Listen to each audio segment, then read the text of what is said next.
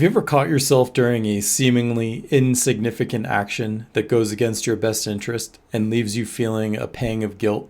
It's as if you've just taken a small step away from your goals, even though it might not feel like a big deal at the time. These are what we call micro-betrayals, those subtle, self-sabotaging acts that add up over time, hindering your progress and growth. As someone with anxious attachment style, these micro-betrayals can feel particularly tender. You may find yourself overanalyzing these actions, feeling an overwhelming sense of guilt and fear of abandonment.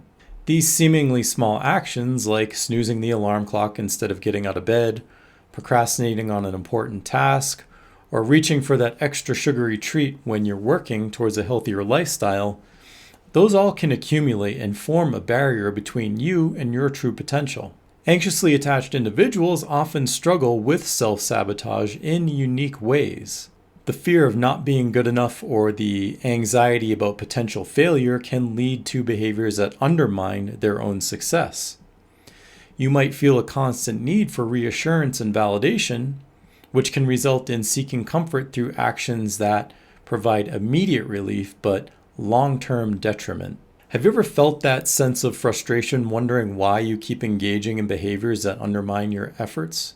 It's disheartening to witness yourself fall into the same patterns, especially when you're striving for personal growth and success. For those with anxious attachment style, these patterns can be deeply rooted in the fear of being abandoned or not meeting others' expectations. But here's the thing.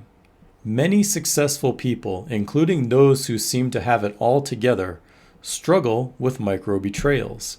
Even those who have achieved great heights have faced these moments of self-sabotage. It's a common human experience, and acknowledging it is the first step towards transforming your relationship with these behaviors. The origins of these self-sabotaging acts often lie in childhood experiences and past relationships. If you grew up in an environment where your needs for security and affection were inconsistently met, you might have developed an anxious attachment style. This leads to a heightened sensitivity towards rejection and a deep-seated fear of abandonment, causing you to engage in micro-betrayal behavior as a way to cope with these anxieties. Micro-betrayals can create a vicious cycle of self-sabotage. You might procrastinate on important tasks because you fear failure, then feel guilty about the procrastination, which only increases your anxiety and leads to more self-sabotage. It's a cycle that can be hard to break, but it's important to understand that these behaviors are often a way to manage overwhelming emotions. But it's not your fault for feeling overwhelmed. The journey to self-discovery and personal growth is paved with challenges, and recognizing this behavior is just one of them.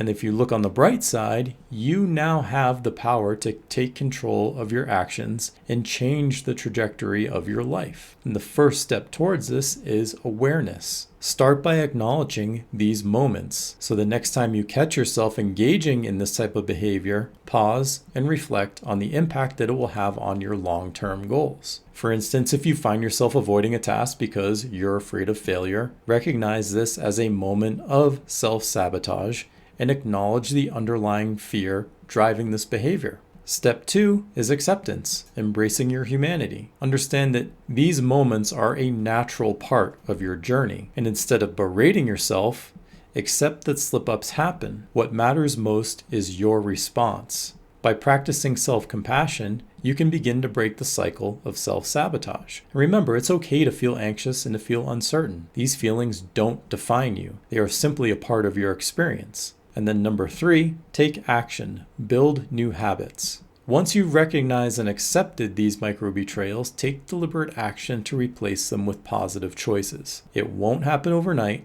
but with consistent effort, you'll start to build new constructive habits. For example, if you tend to procrastinate, create a structured plan with small, manageable steps to keep you on track. Now, here are a few practical exercises that you can do to overcome these micro-betrayals. Number 1, mindfulness practice. Engage in mindfulness exercises to stay present and reduce anxiety. Mindfulness can help you become more aware of your thoughts and actions, allowing you to catch these micro-betrayals before they escalate. Number 2, journaling. Keep a journal to track your thoughts and behaviors. Writing down your experiences can help you identify patterns and triggers for this behavior. And then number 3, set realistic goals. Like I said before, break down your goals into smaller, achievable steps. This can help reduce the overwhelming feeling that often leads to procrastination and self-sabotage. Now, for those with anxious attachment style, relationships can play a significant role in both triggering and alleviating micro-betrayals. A supportive partner who understands your anxieties can help you feel more secure and reduce the need for self-sabotaging behavior. Openly communicating your needs and fears with your partner, letting them know how they can support you in your journey towards self-improvement. Honest communication can strengthen your relationship and provide a sense of security that reduces the urge to engage in that type of behavior. Now, the journey to self-improvement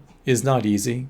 We all stumble, we all face challenges. What sets us apart is our ability to acknowledge our shortcomings and actively work towards a better version of ourselves. And by the time you finish watching this, hopefully you will have a new perspective on micro-betrayals and how to handle them. Perhaps you've already started reflecting on instances where you've fallen victim to these types of behaviors and actions. It's time to remember that these moments don't define you. They are simply an opportunity for growth. I would like you to recall a time where you felt unstoppable, where your actions were in perfect alignment with your goals. What did that feel like? What can you take away from that experience then bring into your current reality? Remember, it's not about being perfect, it's about progress. It's about acknowledging your humanity while actively working to improve. It's about being kind to yourself as you navigate the challenges of life. By doing so, you are taking a step toward personal transformation and a future marked by self-awareness, resilience, and growth.